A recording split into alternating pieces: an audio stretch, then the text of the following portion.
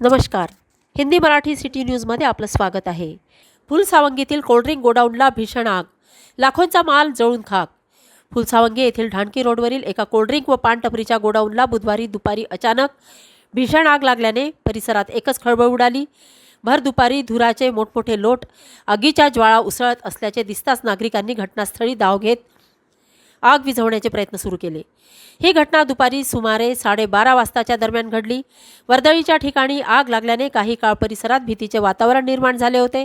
घटनेची माहिती मिळताच फुलसावंगीचे तलाठी विनोद ढोणे यांनी तातडीने घटनास्थळी धाव घेत महसूल प्रशासनाला माहिती दिली. त्यानंतर उमरखेड येथील अग्निशमन दलाची गाडी पाचारण करण्यात आली. नागरिकांच्या सतर्कतेमुळे आणि वेळेवर करण्यात आलेल्या मदत कार्यामुळे आग नियंत्रणात आली. त्यामुळे संभाव्य मोठा अनर्थ टळला. सदर गोडाऊन जफर खान मेहबूब खान यांनी भाडेतत्वावर घेतले होते. गोडाऊनमध्ये फ्रीज, इन्व्हर्टर, कोल्ड्रिंक्स, बिस्लेरीच्या बाटल्या तसेच इतर साहित्य मोठ्या प्रमाणात साठवून ठेवण्यात आले होते.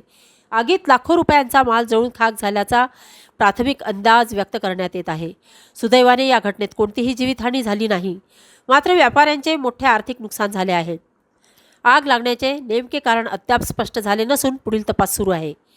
फुलसावंगी हे परिसरातील मोठे व्यापारी केंद्र मानले जाते. दररोज हजारो नागरिकांची येथे वर्दळ असते.